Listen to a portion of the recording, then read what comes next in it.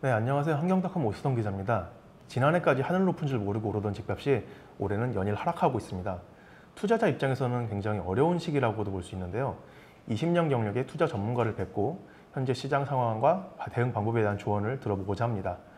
8월 29일 진행되는 한경 재테크쇼에 연사로 참여하시는 네이버 카페 부와 지식의 배문터 대표이시자 유튜브 채널 부룡의 부지런TV 부룡 신영광님 모셨습니다. 안녕하세요. 네, 안녕하세요. 신영광님은 이제 부동산 투자 이렇게 쉬웠어. 그리고 부동산 상승신호, 하락신호라는 책을 쓰셨는데 요즘 투자자들한테는 상승신호, 하락신호라는 게 굉장히 중요한 포인트가 아닐까 싶습니다. 네네. 서울과 수도권 부동산 시장에 대해서 어떻게 평가하시는지요? 많은 분들이 궁금해하시는 게 침체장으로 들어섰느냐 아니면 상승장이 계속 이어지느냐 많이 얘기를 하는데요. 일단 결론부터 말씀드리면은 아직 침체장으로 접어들었다고 보기는 좀 어려운 시기다. 그러니까 즉 상승장 후반이라고 봐야 될 것 같고요. 침체장으로 들어서려면 기본적으로 뭐 한두 가지가 아니라 거의 대부분의 지표라든지 모든 지역이 하락으로 접어들어야 되는 것 같거든요. 근데 지금 현재 그 상황으로 보게 되면은 가격이 많이 올라서 구매력이 좀 줄어들었고, 그 다음에 금리 인상이 그동안 보지 못했던 수준의 엄청난 상승이 일어났잖아요. 그런 것들이 좀 심리에 굉장히 큰 영향을 준 것으로 보여지기 때문에 앞으로 이 상황으로 인해서 모든 상황이 지표들이 하락으로 바뀔지 기타 등등 뭐 지표 변화 과정을 조금 봐야 되는 상황이기 때문에 현재로서는 아직은 상승장 후반이다 이렇게 보는 게 맞는 것 같아요. 네, 이제 한국부동산원의 집계를 보면은 서울은 대부분 지역이 이제 하락으로 돌아섰고요. 지난해 가장 뭐 집값이 급등했던 몇몇 지역들은 뭐 수억 원 하락한 곳들도 이제 많이 나오고 있는데 집값이 떨어지다 보니까 이제 매수자들도 상당히 몸을 사리고 있습니다. 근데 투자자들은 하락장이라고 해서 투자를 안 할 수 있는 것도 아니고요. 항상 상승장이든 하락장이든 대응을 해야 될 텐데 어떤 방법들이 좀 있을까요? 일단 먼저 투자자라고 말씀을 하셨으니까 투자자는요 기본적으로 상승과 하락이라고 하는 부분에 너무 신경 쓰지 않으셨으면 좋겠다는 말씀을 좀 드리고 싶어요. 왜 그러냐면 상승장에는 상승장에 맞는 투자 기술이 있는 거고 하락장은 하락장 나름대로 수익을 볼 수 있는 투자 기술과 수익을 볼 수 있는 대상이 분명히 존재하거든요. 다만 지금 시기적으로 상승이 계속 이어지던 상황에서 지금 뭔가 좀 주춤하는 상황, 그럼 이 상황이 이제 변곡점으로 하락으로 떨어질지 이런 것들을 조금 지켜봐야 되는 시기라고 봐야 되는 거고요. 이 부분을 가지고 앞으로 꾸준히 좀 지켜봐야 되는 게 맞다 이렇게 생각을 하는 게 맞지 않을까 싶습니다. 이전 시장 상황을 살펴보는 것도 복귀하는 것도 많이 도움이 될 것 같은데 네네. 2011년 정도를 보면은 시장이 침체장이었다라는 평가가 많이 있거든요. 그때 당시 금융위기 이후에 집값이 하락하던 시기에 부룡님은 어떻게 대처를 하셨나요? 처음에는 저도 침체장이라는 걸 인정하지 못했었어요. 인정하지 못했었는데 침체장이라고 하는 부분이 어느 정도 이제 모든 사람들이 계속 이어지다 보니까 하락이 이어지다 보니까 아 이제 침체장이구나 라는 상황이 이제 발생되면서 이제 투자할 곳을 찾는 그런 이제 사람들이 생각들이 바뀌기 시작했죠. 이제 그때 나타났던 현상들의 대표적인 것 중에 하나가 전세 가격 상승이거든요. 지금 많은 분들이 알고 있는 전세 갭 투자가 어떻게 보면 그때 시점부터 시작이 됐다라고 볼 수가 있고요.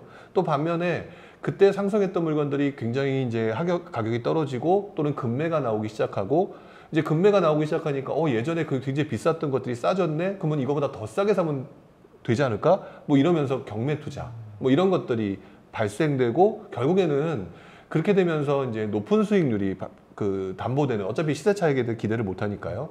높은 수익률이 담보되는 물건들을 조금이라도 싸게 살 수 있는 그런 쪽으로 시장이 재편됐거든요. 저 역시도 그때 그 방식으로 진행을 했고요. 지금도 만약에 한 몇 개월 후 어느 정도 침체장이라는 기미가 확실하게 보인다면 이 방향으로 가는 게 맞는 거라고 저는 생각을 하고 있습니다. 부룡의 부지런TV 같은 데 보면 이제 오피스텔 얘기를 요즘 자주 하셨어요. 네네. 부동산 투자라고 하면 보통 아파트가 메인일 텐데 오피스텔에 집중을 하시게 된 이유가 있으실까요? 이게 지금 사실 이제 아파트를 중점적으로 보고 있는 사람들에게 오피스텔 얘기하게 되면 별로 좋지 않은 뭐지? 라는 생각을 할 수가 있겠죠. 근데 제가 생각하기에는 아까 말씀드렸던 것처럼 지금 시장이 변곡점이잖아요. 그러니까 상승장이 계속 이어진다는 가정이 흔들리고 있는 상황이기 때문에 아파트 투자, 기존의 상승장의 투자 기술을 그대로 적용시키기는 어렵다. 자, 그런 상황에서 지금 현재 나타나는 상황을 보게 되면요. 월세 가격이 오르고 있고요. 그러면 그동안 많이 오르지 못했던 소형 오피스텔이라든지 이런 것들의 월세가 오르고 이렇게 되면은 계산을 해보면 투자 수익률이나 이런 것들이 굉장히 높아질 수밖에 없어요. 그러니까 이 부분에 대한 얘기를 대세적으로 이 방법이 맞다라는 투자 방법은 아니더라도 지금 현재 시장의 변곡점인 상황에서 충분히 투자할 수 있는 대상으로 판단할 수 있겠다. 이렇게 생각을 해서 이제 오피스텔 얘기를 지금 하고 있는 거죠. 그렇게 하더라도 모든 투자는 이제 흔히들 말하기를 뭐 발목에 사서 어깨에서 팔아라. 네. 저점에 사는 게 중요하다라고 하지 않습니까? 그러면 저점을 저희가 어떻게 알 수 있을까요? 저점이라는 지표가 좀 볼 수 있는 지표들이 있나요? 이게 굉장히 어려운 거예요. 저점은 거의 저는 누구도 알 수 없다고 생각을 하거든요. 근데 분명한 거는 현재, 그러니까 예전에 10년 전의 가격이 저점인데 그 당시에 그게 저점인지 모르잖아요. 그러니까 제일 중요한 거는요, 기존 가격 있죠. 지금 현재 가격보다 현저하게 싸게 살 수 있는 상황이 만들어지거나 그런 가능성이 존재한다면 그게 바로 저점에 사는 거다라고 말씀을 드릴 수가 있어요. 예를 들어서 뭐 지금 현재 어느 특정 지역이 15억 정도 되는데 굉장히 많이 떨어져서 10억에 살 수 있다. 근데 그 10억에 살 수 있는 물건이 한두 사람의 어떤 상황에 따라서 나온 물건이거든요. 그러면 이 물건은 그 시점에 굉장히 저점이라고 볼 수가 있고요. 이런 부분을 가지고 충분히 투자를 할 수 있다라고 생각이 들어요. 그리고 요즘같이 월세 가격이 올라가는 시기 같은 경우는 뭐 예를 들어서 소형 아파트라든지 소형 오피스텔 같은 경우는 월세 가격이 명확하잖아요. 그러면 거꾸로 역산을 해보게 되면 급매물을 사게 되면 수익률이 몇 %가 나오겠다라고 충분히 판단할 수가 있다는 것이죠. 이렇게 접근하는 것이 조금 더 유리하지 않을까라는 생각을 좀 해봅니다. 지금 서울 아파트 보면은 2022년이지만 뭐 2020년 가격으로 돌아갔다라는 얘기도 많은데 네. 몇 % 정도 아니면 몇 년도 가격 정도면 타겟이다라고 보실 수 있을까요? 가장 보수적으로 보게 되면은요, 2008년 이후에 그 금융위기 직후에 굉장히 많이 떨어졌다고 우리 알고 있잖아요. 그때 평균적으로 보게 되면 제일 많이 떨어졌다라고 표현하는 게 고점 대비 한 30% 정도 떨어졌던 것들이 최저 수준인 것 같아요. 물론 그거보다 떨어진 특정 지역과 특정 아파트가 분명히 있어요. 근데 이 정도 수준이라면 저는 구매에 크게 문제가 될 것은 아니라고 보고요. 또 30%까지라고 하는 어떤 기준점을 너무 잡으실 필요가 없는 게 부동산은 하방 경직성이 있거든요. 그러니까 뭐냐면은 매매를 하지 않게 되면 이게 필수제다 보니까 전세로 가게 돼 있고 전세 가격이 올라요.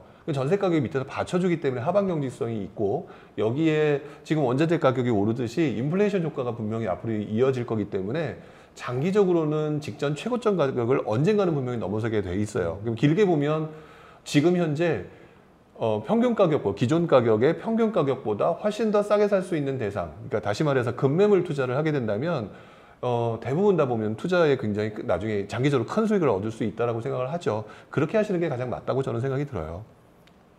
정리를 해보면은 너무 저점을 잡으려고 욕심을 내지 말고 그럼요. 현 상황에서 충분히 저렴한 물건이면은 살 가치가 있다. 네, 그렇습니다. 그리고 사서 약간 더 내려갈 수는 있지만 기다리면은 다시 또 올라갈 거다. 이렇게 정리를 할 수 있겠네요. 그 기저에는 우리가 흔히 말하는 물가 상승과 인플레이션 이 부분이 기저에 깔려있기 때문에 충분히 이길 수 있는 승산 있는 게임이라고 저는 생각하는 거죠. 가격 얘기를 하다 보니까 정부의 정책 얘기도 좀 같이 해야 될 것 같은데 네. 지금 이번 정부에서 다주택자 종부세와 소득세를 부담을 완화하는 정책을 내놨고 250만 가구 공급 계획도 내놨습니다. 네, 이런 대책들에 투자자들은 어떻게 대응을 좀 해야 될까요? 그러니까 많은 분들이 지금 그런 뭐 종부세도 혜택을 봐야 되겠고 관련된 소득세라든지 뭐 그다음에 기타 등등 여러 가지 조건을 전부 다 그 혜택을 보고 싶어하는 그런 심리가 분명히 있을 거예요. 근데 그걸 다 혜택을 보기는 어렵겠죠. 거기다가 정부 규제 역시도 만약 부동산이 들썩들썩하면 또 규제할 거잖아요. 그럼 혜택 보려고 갔다가 또 갑자기 뒤통수를 맞는 상황이 올 수도 있는 거기 때문에 모든 것을 하려고 하는 것은 좀 아닌 것 같고요.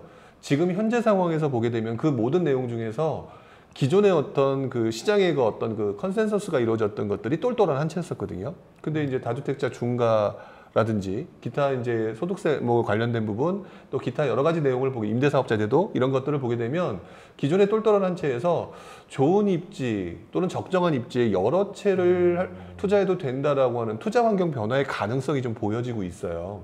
즉 이런 경우에는 가격이 상승하면 한 채보다는 여러 채 가지는 게 훨씬 더 유리하잖아요. 그러니까 수익의 극대화 차원에서 그 어떤 정책의 하나하나를 보지 마시고요. 지금 나오는 것의 큰 방향성이 지금 똘똘한 데냐, 좋은 입지에 여러 채를 갖는 것이냐, 뭐 이런 것들로 좀 바뀌어갈 수 있는 부분이니까 이 부분에 대해서 조금 더 포커스를 맞추고 집중하는 게 맞다. 저는 그렇게 생각을 하고 있어요. 방향성이라고 하시니까 이제 정부 정책들을 보면은 취득세 중과라던가 DSR 같은 경우에는 완화가 되지 않았거든요. 네네. 어떻게 보면은 이전에 내놨던 그런 완화책하고는 조금 상반된, 대비된 건데 그럼 정부는 어떤 메시지를 지금 주고 있는 걸까요? 정부의 메시지는 항상 일정했던 것 같아요. 지금 내가 보기에 따라서 정부 정책이 좋고 나쁘다고 평가를 하는데요. 정부 입장에서 보게 되면은요, 부동산 가격이 급등을 한다든지 급락을 한다는 것을 원하지는 않는 것처럼 보여요. 그러니까 적절하게 물가 상승 수준의 적절한 상승을 원하는 것 같거든요.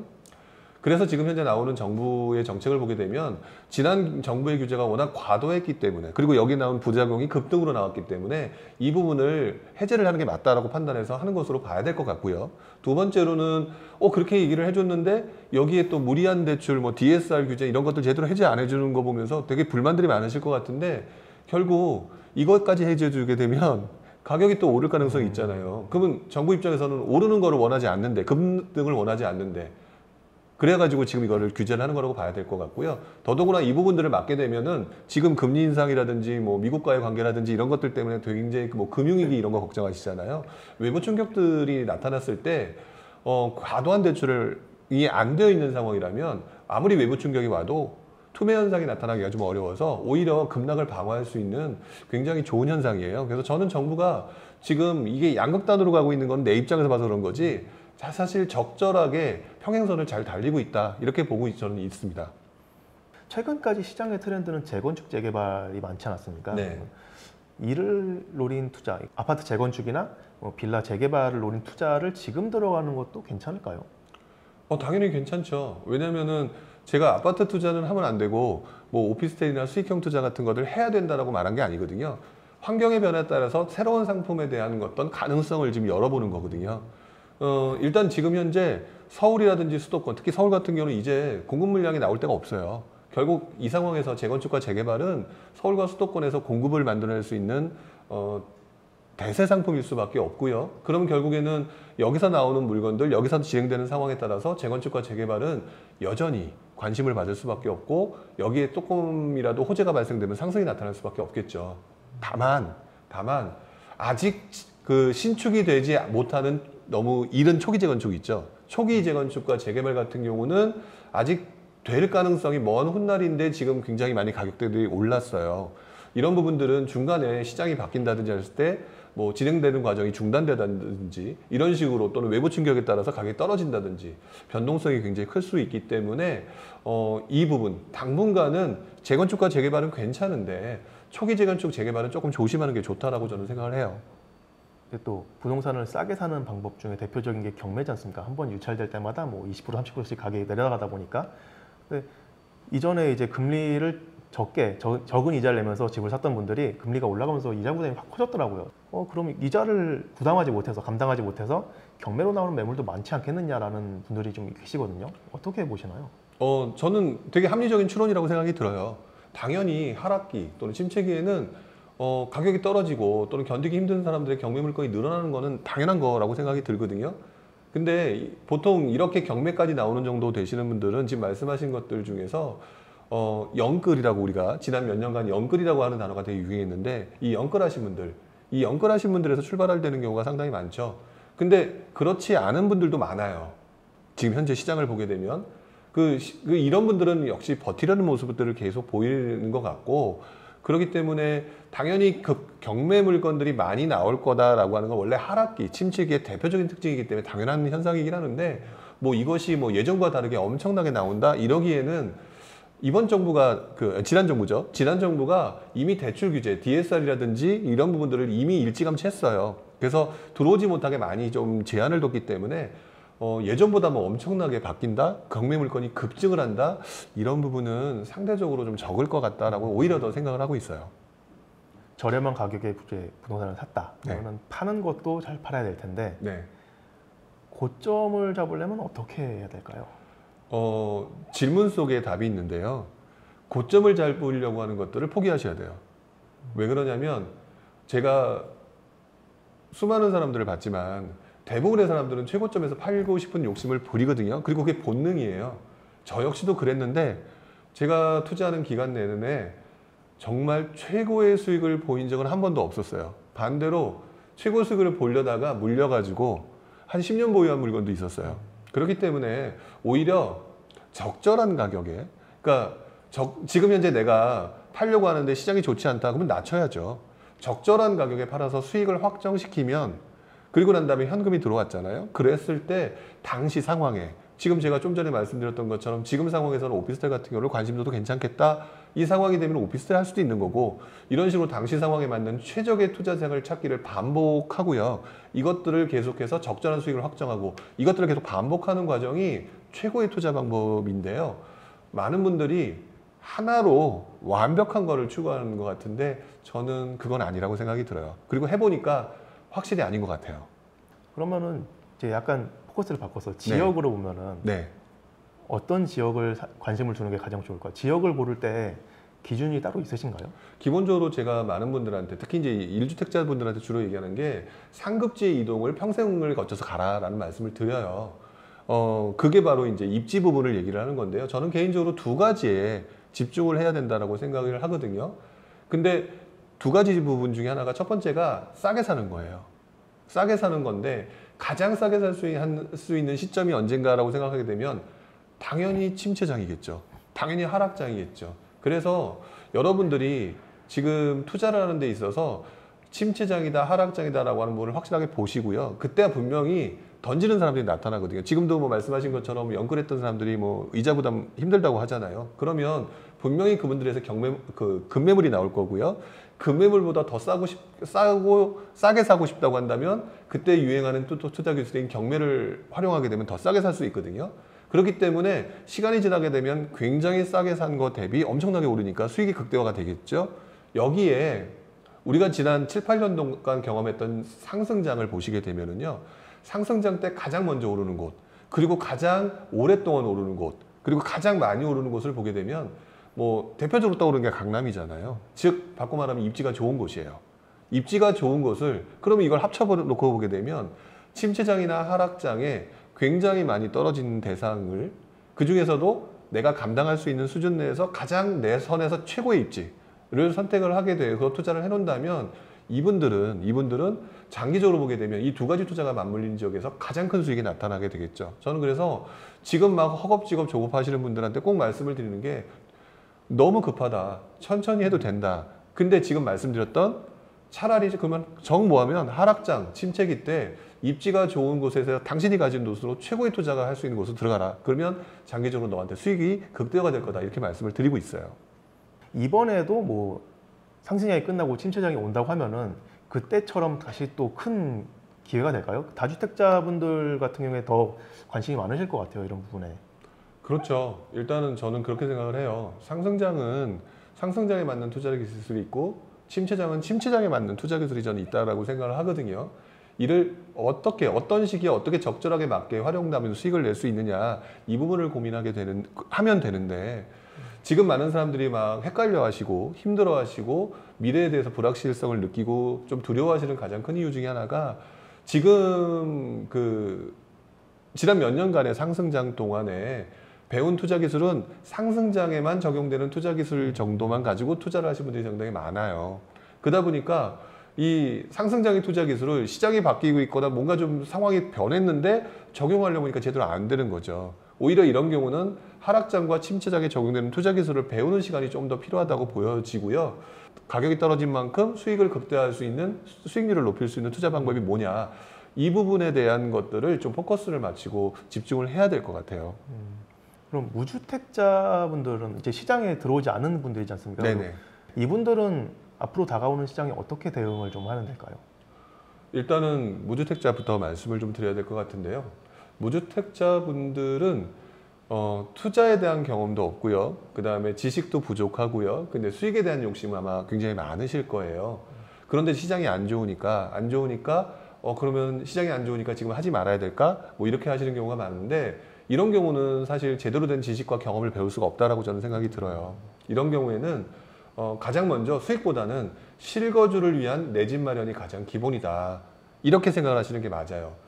왜냐하면 실거주를 위해서 내 집을 마련을 하다 보면 마음에 안 드는 동네일 수도 있어요. 그러면 그 과정 속에서 어느 동네는 오르고 도대체 왜 올랐지 생각해 보게 되고, 또 그 다음에 지금 현재 살고 있는 집이 마음에 안 들면 좀 더 좋은 집으로 가야지, 좋은 동네로 가야지. 이 과정을 쭉 경험하면서 뭔가 새로운 경험도 생기고 새로운 기술도 습득하면서 자연스럽게 투자자로 진입이 돼요. 그렇기 때문에 무주택자분들은 지금 수익에 대한 욕심, 상승과 하락에 대한 어떤 두려움 이런 거 생각하지 마시고 실거주를 위한 내 집 마련을 하는 순간 자연스럽게 투자 환경, 그다음에 투자자로서의 진입이 가능하다. 이렇게 생각하시는 게 맞을 것 같고요. 다주택자분들은 그동안 되게 열심히 노력을 하셨어요. 또 한편으로는 되게 욕심도 많이 부리셨죠. 문제는 지금 시장이 약간 뭔가 좀 바뀌고 있는 분위기가 있잖아요. 시장의 변곡점이 나타날 수 있고 정말로 하락장이나 또는 침체장으로 바뀔 수 있는 상황이라고 한다면 기존에 내가 알고 있는 상승장의 투자 기술을 가지고 계속하겠다는 욕심을 부려서는 안 돼요. 오히려 그런 경우 욕심 부렸다가 예를 들어서 진짜로 떨어지거나 또는 뭐 금리 인상이 계속 되거나 하게 되면 이게 리스크잖아요.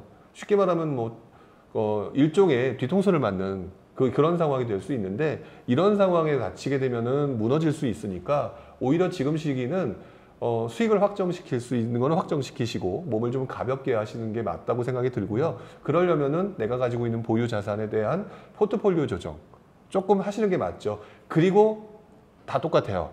혹시라도 하락장 침체장이라고 한다면 이제부터는 조금씩 이 시장에 맞는 투자와 관련된 공부를 하시는 게 가장 유리하지 않을까라는 생각을 해봅니다. 네, 지금까지 부룡 신영광님과 부동산 시장 대응 전략에 대해서 들어봤습니다. 보다 자세한 투자 전략 노하우는 2022년 한경재테크쇼에서 만나보실 수 있습니다. 8월 29일 2022년 한경재테크쇼 많은 관심 부탁드립니다. 감사합니다.